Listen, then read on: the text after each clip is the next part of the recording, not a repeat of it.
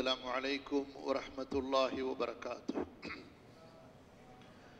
إن الحمد لله نحمده ونستعينه ونستغفره ونعوذ بالله من شرور أنفسنا ومن سيئات أعمالنا من يهده الله فلا مضل له ومن يضلل فلا هادي له.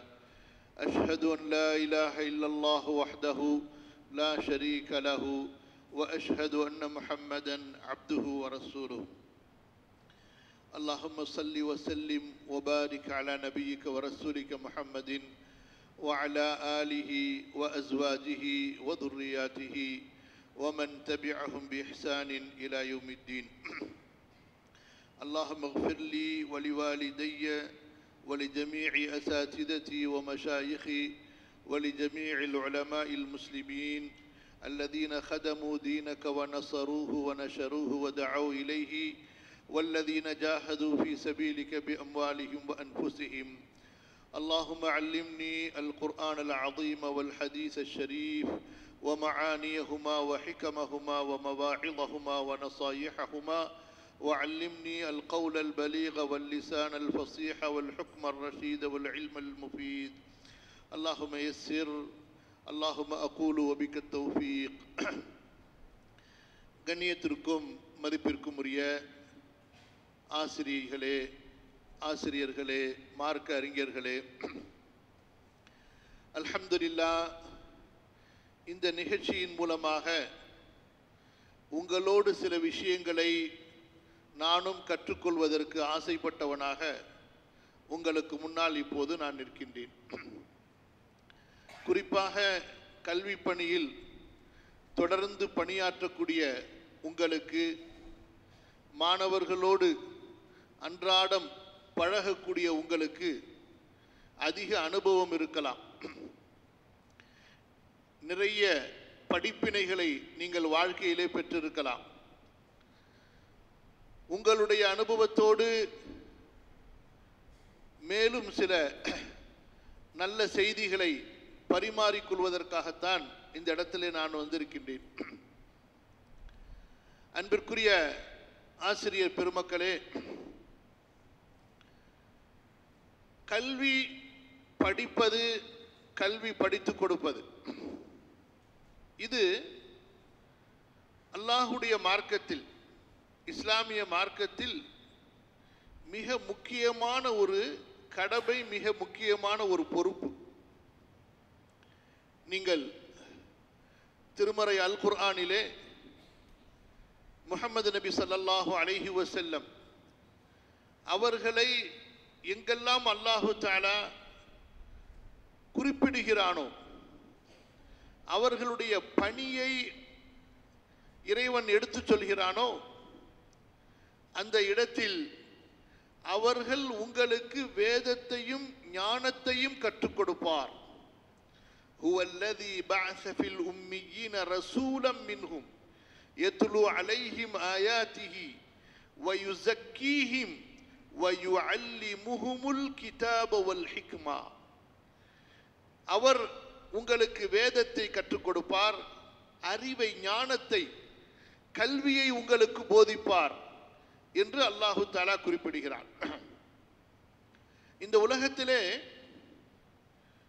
இறை தூதர்கள் எல்லோரும் மக்களுக்கு ஆசிரியர்களாக அனுப்பப்பட்டார்கள், அழைப்பாளர்களாக அனுப்பப்பட்டார்கள். அவர்களுடைய பணி என்ன? மக்களை சீர்திருத்தம் செய்வது, மக்களை உருவாக்குவது,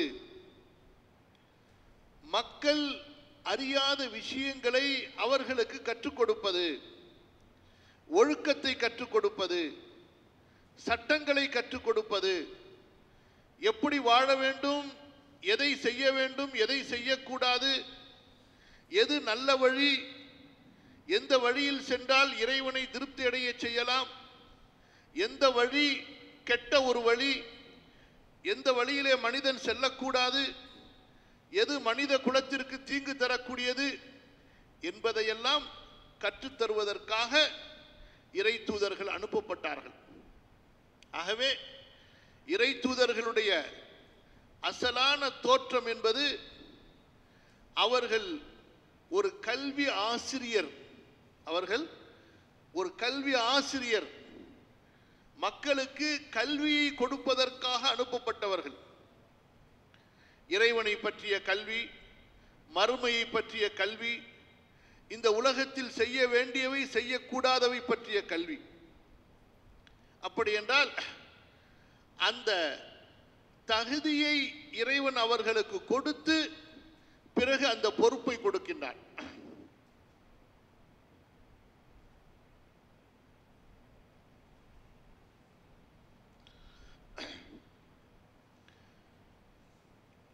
இன்று பொதுவாக பள்ளிக்கூடங்களிலே ஆசிரியராக வருவதற்கு முன்பு ஆசிரியர் பயிற்சி என்று ஒன்று வைப்பார்கள். அது எவ்வளவு காலம்? 2 ஆண்டுகள். ஆனால் இறை தூதர்களை ஆசிரியர்களாக இறைவன் அனுப்புவதற்கு முன்பு அவர்கள் பிறந்ததிலிருந்து 40 ஆண்டுகள் பயிற்சி கொடுக்கின்றார். எத்தனை ஆண்டுகள்? 40 ஆண்டுகள் அவர்களுக்கு பயிற்சி கொடுக்கின்றார். 40 ஆண்டுகள் பயிற்சி கொடுத்து அவர்கள் மக்களை சந்திப்பதற்கு, மக்களுக்கு நல்லதை போதிப்பதற்கு தகுதி உள்ளவர்களாக மாறியதற்கு பிறகு அவர்களுக்கு நபித்துவம், தீர்க்கதரிசி என்ற அந்த பட்டத்தை கொடுத்து, அந்த தகுதியை கொடுத்து, இப்போது நீங்கள் மக்களிடம் செல்லுங்கள் என்று அனுப்புகிறான். யோசித்து பாருங்கள். 40 ஆண்டுகள் பயிற்சி பெற்றவர்களுக்கும் ஓராண்டு 2 ஆண்டுகள் பயிற்சி பெற்ற நமக்கும் வித்தியாசம் இருக்குமா? இருக்காதா? கண்டிப்பாக இருக்கும். சரி, இந்த 40 ஆண்டுகளிலே அந்த இறை தூதர்களுக்கு என்ன பயிற்சியை இறைவன் கொடுத்தான்? நாம் ஒரு கல்லூரியிலே, ஒரு பள்ளிக்கூடத்தில், ஒரு வகுப்பில் சில மாணவர்களுக்கு ஆசிரியர்களாக இருக்கிறோம். முஹம்மது நபி அவர்கள் உலக மக்களுக்கெல்லாம் ஆசிரியர். அவர்கள் இறக்கும் போது 1,64,000 மாணவர்களை விட்டு செல்கிறார்கள். 23 ஆண்டு காலம் அதிலே மக்கா நகரத்திலே 13 ஆண்டு காலம். அந்த 13 ஆண்டு காலத்தில் பிரச்சனையோ பிரச்சனை. மக்களை துணிந்து வெளிப்படையாக சென்று சந்திக்க முடியாது. எங்கும் நின்று யாரிடத்திலும் பேச முடியாது. அடித்து விடுவார்கள், விரட்டி விடுவார்கள். 13 ஆண்டு காலம் அப்படி. பிறகு மக்காவிலிருந்து குடிபெயர்ந்து விட்டார்கள் மதீனாவிற்கு. 10 ஆண்டுகள் நபித்துவம் கொடுக்கப்படுகிறது. 40வது வயதிலே மக்காவிலே 13 ஆண்டுகள் ஒன்றும் செய்ய முடியவில்லை. ஏறக்குறைய ஒரு 100 பேர் அதிகப்படியாக தேறி இருப்பார்கள். மதீனாவிற்கு வந்தார்கள். மதீனாவில் வந்ததற்கு பிறகும் கூட இந்த மக்காவாசிகள் முஹம்மது நபியை ஸல்லல்லாஹு அலைஹி வஸல்லம் நிம்மதியாக வாழ விடவில்லை. தொடர்ந்து யுத்தங்களில் நிர்பந்தித்துக் கொண்டே இருந்தார்கள், யுத்தங்களில் அழைத்து கொண்டே இருந்தார்கள். யுத்த களங்களை சந்திக்க வேண்டிய கட்டாயத்திற்கு ஆளாகிவிட்டார்கள். இந்த மதீனாவுடைய 10 ஆண்டுகளிலே ஒரு பக்கம் இஸ்லாமிய பிரச்சாரம், ஒரு பக்கம் எதிரிகளை சந்திப்பது, இஸ்லாமை ஏற்று வந்தவர்களுக்கு இஸ்லாமை கற்பித்து உலக மக்களுக்கெல்லாம் அவர்களை இந்த வெளிச்சத்தை தரக்கூடிய ஆசிரியர்களாக உருவாக்கி அழைப்பாளர்களாக ஆக்கி அனுப்ப வேண்டும். இப்படி முஹம்மது நபி ஸல்லல்லாஹு அலைஹி வஸல்லம் அந்த மதீனாவுடைய 10 ஆண்டுகளிலே எத்தனை தோழர்களை உருவாக்கினார்கள்? 1,64,000 தோழர்களை. அவங்களுடைய இறுதி பேருரை மக்காவிலே, மக்கா வெற்றி கொள்ளப்பட்டதற்கு பிறகு அவர்கள் செய்த அந்த ஹஜ்ஜிலே, அரஃபா மைதானத்திலே எத்தனை தோழர்கள், சஹாபிய பெண்கள், சஹாபாக்கள் கலந்து கொண்டார்கள்? 1,64,000. 64,000 தோழர்கள் கலந்து கொண்டார்கள். உலகத்திலே அப்படிப்பட்ட ஒரு வெற்றி மிக்க ஆசிரியர் யாரும் வந்ததில்லை, இனி யாரும் வரவும் முடியாது. நான் பொதுவாக சில விஷயங்களை சொல்லும்போது என்னை முன்னிறுத்தி சொல்கிறேன். நான் உங்களையோ வேறு யாரையோ குறை சொல்வதாக யாரும் எடுத்துக்கொள்ள வேண்டாம். எது நல்லதெல்லாம் சொல்றனோ அதெல்லாம் உங்களை பத்தி, அதெல்லாம் உங்களை பத்தி. எது தப்பா சொல்றனோ கெட்டதா சொல்றனோ அதெல்லாம் என்னை பத்தின்னு எடுத்துங்க. இன்று பொதுவாகவே வாழ்க்கைக்கு பொறுமை என்பது தேவை இல்லையா? பொதுவாகவே வாழ்க்கைக்கு தேவைதான் அலிம்சா. ஆனா முடியலையே. நாங்களும் எவ்வளவோ நினைச்சு பார்க்கிறோம் பொறுமையா இருக்கணும்னு சொல்லிட்டு, முயற்சி செஞ்சுதான் பார்க்கிறோம். அன்பிற்குரிய ஆசிரியர் பெருமக்களே, இறை தூதர்களுக்கு இறைவன் அவர்களை ஆசிரியர்களாக அனுப்புவதற்கு முன்பு கொடுத்த மகத்தான பயிற்சி என்ன தெரியுமா? பொறுமை, சகிப்புத்தனம். அதனாலதான் இப்ப நான் சொன்ன உடனே யாரும் என்ன எங்களெல்லாம் இப்படி அடுத்து இந்த மாதிரி வேலைக்கு போக சொல்றீங்களான்னு யாரும் கேட்டுறாதீங்க. எல்லா இறை தூதர்களும் ஆடு மேய்த்தார்கள். எல்லா இறை தூதர்களும் சொல்லுங்க, எங்களெல்லாம் ஆடு மேய்க்க போக சொல்றீங்களான்னு கேட்டுறாதீங்க. எல்லா இறை தூதர்களும் ஆடு மேய்த்தார்கள். மாமின் நபியின் இல்லா வகத் ரஅல் கனம். எல்லா இறை தூதர்களும் ஆடு மேய்த்தார்கள். அப்போ ஒரு தோழர் கேட்கிறாரு, அல்லாஹ்வுடைய தூதரை நீங்களும் ஆடு மேய்ச்சிங்கன்னு சொல்லி. இப்பேற்பட்டவர்கள், இப்பேற்பட்டவர்கள், அவர்களை விட கண்ணியமான ஒருவர் இருக்க முடியுமா? அந்த ஆசிரியரிடத்தில் இதுவும் இங்கிருந்து ஒரு படிப்பினை இருக்கு. மாணவர்கள் எந்த கேள்வி கேட்டாலும் நம்ம கோச்சிக்க கூடாது, நமக்கு திமிரு வரக்கூடாது, நமக்கு பெருமை வரக்கூடாது. என்னகிட்ட நீ இப்படி கேள்வி கேட்டியா, என்ன பார்த்து நீ இப்படி கேள்வி கேட்டியா அப்படின்னு நமக்கு வரக்கூடாது. முகமது நபி அவ்வளவு கூட்டம் தோழர்கள் உட்கார்ந்திருக்கிறார்கள், நீங்களுமா ஆடு மேய்த்தீர்கள் என்று கேட்கிறார். முகமது நபி சொன்னார்கள், ஆம் நானும் ஆடு மேய்த்தேன். மக்கா நகரத்தினுடைய அந்த மக்கா வாசிகளுடைய ஆடுகளை சில கீராத், சில படி தானியங்களுக்கு நான் அவர்களுடைய ஆடுகளை மேய்ப்பவனாக இருந்தேன். குச்சமில்லாம உண்மையை சொல்கிறார்கள். நானும் கூலிக்கு வேலை செய்து ஆடு மேய்த்து நானும் அந்த தொழிலை செய்தேன் என்று. அன்பு சகோதரிகளே, மதிப்பிற்குரிய ஆசிரியர்களே, இந்த பொறுமை என்பது ரொம்ப முக்கியம். பொறுமை என்பது ரொம்ப முக்கியம். ஒரு வெற்றிமிக்க ஆசிரியராக ஆக வேண்டும் என்றால், மக்களால் மாணவர்களால் போற்றப்படக்கூடிய ஒரு ஆசிரியராக ஆக வேண்டும் என்றால் இந்த பொறுமை ரொம்ப முக்கியம். எல்லா இறை தூதர்களும் பொறுமைசாலிகளாக இருந்தார்கள். எல்லா இறை தூதர்களும் பொறுமையாளர்களாக இருந்தார்கள். ஏன், மிக மிக கோபக்காரராக இருந்த மூசா நபியே பொறுமைசாலியாக இருந்தார்கள். ஸல்லல்லாஹு அலைஹி வஅலா நபியினா வஸல்லம். மூசா நபி எப்படிப்பட்டவங்க? இயற்கையா கோபக்காரர், அவரே பொறுமைசாலியா இருந்தார் என்று சொன்னால், அப்ப மற்ற இறை தூதர்களும் அந்த இறை தூதர்களுக்கெல்லாம் மிகப்பெரிய மகத்தான இறை தூதராக இருந்த முஹம்மது நபி அவர்களும் ஸல்லல்லாஹு அலைஹி வஸல்லம் எத்தகைய பொறுமைசாலியாக இருந்திருப்பார்கள். இன்று பொதுவாகவும் சொல்கிறேன், நம்முடைய பணியிலும் சொல்கிறேன். ஒருவர் தோல்வி அடைகிறார் என்றால், ஒருவர் தோல்வி அடைகிறார் என்றால் உடனே நீங்க அங்க வைக்க வேண்டிய புள்ளி, அவரிடத்தில் பொறுமை இல்லை. திருமண வாழ்க்கையில் ஏன் தோல்வி அடைகிறார்கள்? பொறுமை இல்லாமல், சகிப்புத்தனம் இல்லாதது.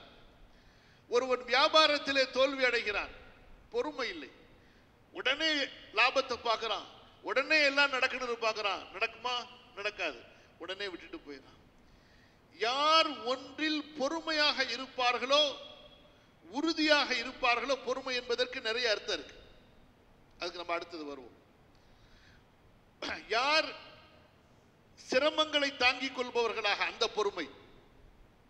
இரண்டாவது, சோதனைகளை உறுதியான மனதோடு எதிர்கொள்பவர்களாக, சவால்களை சந்திப்பதில் துணிவு உள்ளவர்களாக, எந்த ஒரு நிலையிலும் என்னுடைய இந்த கொள்கை பயணத்திலிருந்து நான் விலக மாட்டேன் என்ற அந்த விடாமுயற்சி தொடர்ச்சியோடு இருக்கின்றார்களோ, இதெல்லாம் சேர்த்து பொறுமையில் வரும். பொறுமைனா யாராவது அடிச்சா திட்டுனா வாங்கிட்டு பேசாம இருக்கிறது மட்டுமல்ல.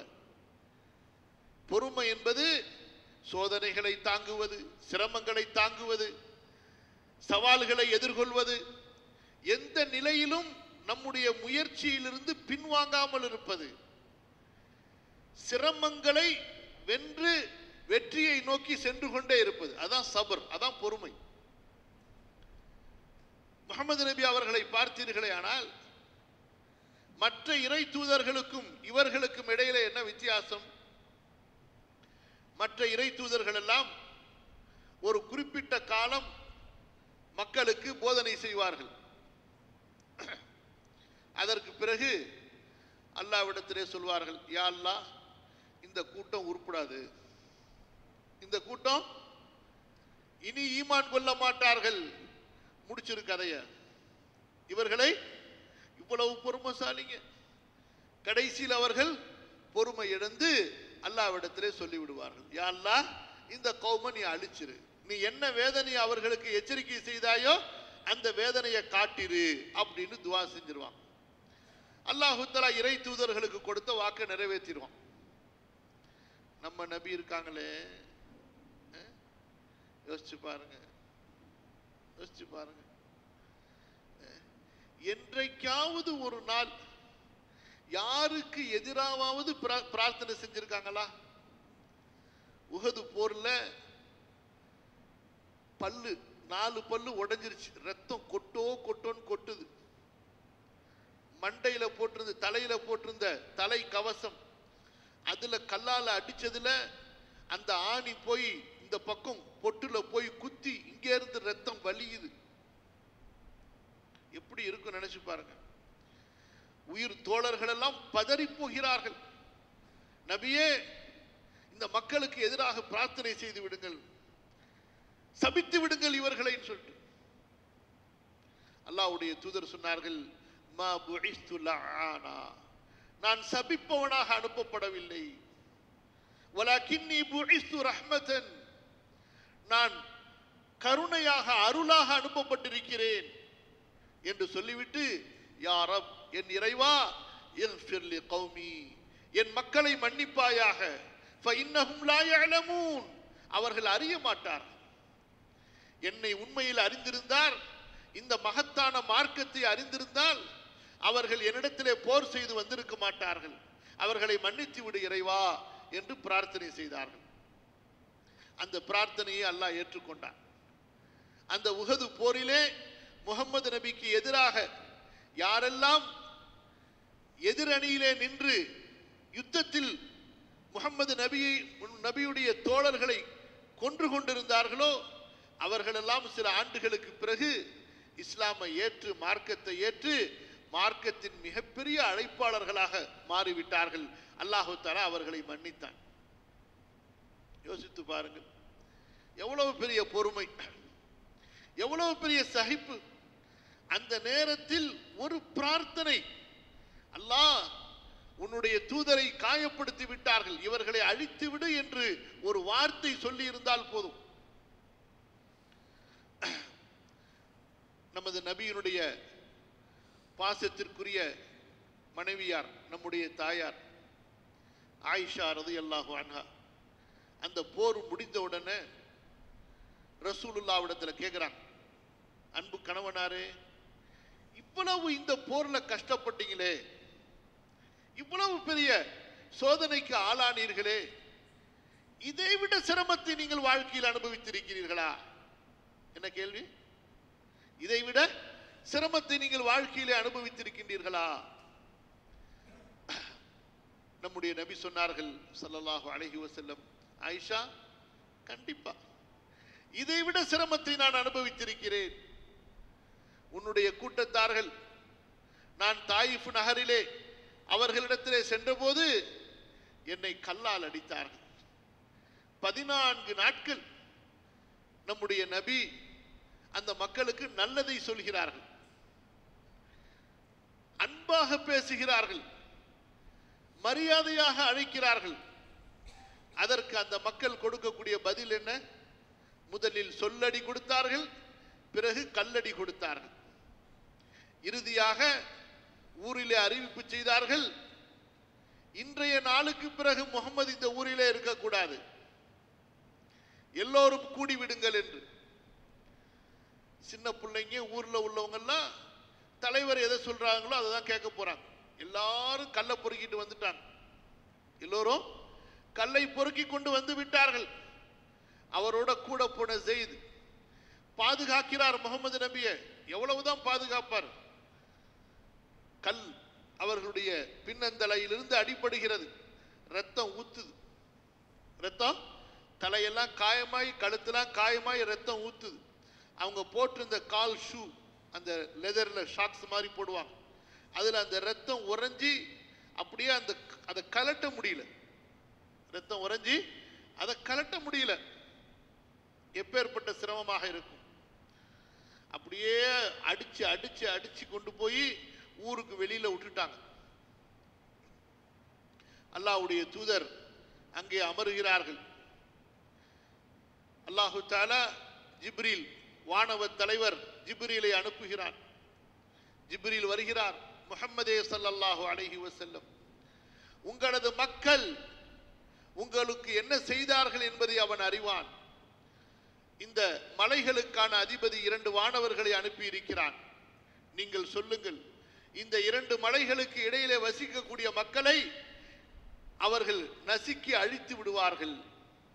2 வானவர்களும் நம்முடைய நபிக்கு சலாம் சொல்கிறார்கள். முஹம்மதே, கட்டளையிடுங்கள், நாங்கள் என்ன செய்ய வேண்டும்? லவ் தப்பிகன்ன அலைஹிமுல் அக்ஷபை, 2 மலைகளை அப்படியே நாங்கள் சேர்த்து விடுகிறோம், இந்த மக்களை அப்படியே நசுக்கி விடுகிறோம் என்று. நம்முடைய நபி என்ன செஞ்சிருப்பார்கள் சொல்லுங்கள். இன்றைக்கு நாம் என்ன செய்கிறோம்? ஒரு பையன் ஒரு நாளைக்கு நம்முடைய மனதை காயப்படுத்திட்டா, நாம் சொல்லியதை செய்யவில்லை என்றால் என்ன செய்யறோம்? நீலாம் உருப்படுவியான்னு கேட்கிறோம். முதல் கேள்வி என்ன கேட்கிறோம்? நீ உருப்படுவியா? நீ நல்லா இருப்பியா? எவ்வளவு திட்ட முடியுமோ திட்டி விடுகிறோம், எவ்வளவு ஏச முடியுமோ ஏசுகிறோம். இதற்கு என்ன காரணம்? அந்த சகிப்புத்தனம், அந்த பொறுமை இல்லாதது. அடுத்து வருவோம். முஹம்மது நபி இவ்வளவு பெரிய இக்கட்டான நிலையிலே அல்லாஹ்வுடைய தண்டனையை கொண்டு வந்த ஜிப்ரீலிடத்திலே சொல்கிறார்கள், வேண்டாம் ஜிப்ரீலே, இவர்கள் நம்பிக்கை கொள்ளவில்லை என்றாலும் இவர்களுடைய சந்ததிகளில் அல்லாஹுவை நம்பிக்கை கொண்ட மக்களை அல்லாஹு தஆலா உருவாக்குவான், நான் அதை ஆதரவு வைக்கிறேன் என்று சொன்னார்கள். இங்கே நாம் 2 விஷயங்களை அடிப்படையாக கவனிக்க வேண்டும். ஒரு ஆசிரியரிடத்திலே 2 விஷயங்களை அடிப்படையாக நாம் கவனிக்க வேண்டும். ஒன்று என்ன? அவர் உண்மையில் நன்மையை நாடக்கூடிய ஆசிரியரா, அல்லது தனக்கான ஒரு லாபத்தை, வருமானத்தை நாடக்கூடிய ஆசிரியரா? ஆசிரியர்களில் பலவிதம் இருப்பார்கள். ஒரு ஆசிரியர் யார்? முஹம்மது நபி உருவாக்கிய ஆசிரியர் யார்? முஹம்மது நபி ஸல்லல்லாஹு அலைஹி வஸல்லம் எப்படிப்பட்ட ஆசிரியர்களை இந்த சமுதாயத்திற்கு உருவாக்கி சென்றார்கள்? அந்த ஆசிரியர்கள் யார் என்றால், சமுதாயத்துக்கான ஆசிரியர்கள். ஒரு சமுதாயத்தை உருவாக்குவதற்காக இந்த பணியை கையில் எடுத்தவர்கள். அது எந்த கல்வியாக இருந்தாலும் சரி, கல்வியாளர்களை உருவாக்குவதற்காக, ஒரு சிறந்த தலைமுறையை உருவாக்குவதற்காக நான் இந்த பணிக்கு வந்திருக்கிறேன் என்பதை உணர்ந்தவர்கள். அவர்கள் தனக்காக வரவில்லை. யாருக்காக வந்தார்கள்? சமுதாயத்திற்காக. தனக்கு இறைவன் கொடுத்த கல்வியை கொண்டு மக்களுக்கு பலனளிக்க வேண்டும். இது இறைவன் என் மீது சுமத்திய கடமை, எனக்கு கொடுத்த பொறுப்பு, எனக்கு கொடுத்த கண்ணியம், எனக்கு கொடுத்த சிறப்பு என்று இறைவனுக்கு நன்றி கடன்பட்டவர்களாக, நன்றி உணர்ந்தவர்களாக இந்த மாணவர்களை அடுத்த தலைமுறையாக பார்த்து இவனை உருவாக்க வேண்டும், இவனை நல்லவனாக ஆக்க வேண்டும், இவனை சிறந்தவனாக ஆக்க வேண்டும். இவனை இவனுடைய பெற்றோர்கள் என்னிடத்திலே அனுப்பவில்லை, என்னுடைய இறைவன் இவனை என்னிடத்திலே அனுப்பி இருக்கிறான். என்னை என் இறைவன் இவனை கொண்டு சோதிக்கிறான். என்னை என் இறைவன் இவனை கொண்டு சோதிக்கிறான். நான் இந்த கடமையை சரியாக செய்கிறேனா இல்லையா, இறைவனுக்காக செய்கிறேனா இல்லையா என்று பயப்படுவான். அப்படிப்பட்ட ஆசிரியர்களுடைய குணம் கண்டிப்பாக வேறு மாதிரியாக இருக்கும். அப்படிப்பட்ட ஆசிரியர்களுடைய பண்பு இருக்கிறதே, அவர்களுக்கு சொல்லித்தர தேவையில்லை மாணவர்களிடத்தில் எப்படி நடக்க வேண்டும் என்று. இந்த ஒரு உணர்வு போதும் அவர்களுக்கு. எந்த உணர்வு? எந்த உணர்வு? இந்த மாணவன் இறைவன் எனக்கு கொடுத்த பொறுப்பு, அமானிதம். இறைவன் இந்த மாணவனை என்னிடத்திலே அனுப்பி இருக்கிறான். இந்த மாணவன் எனக்கு ஒரு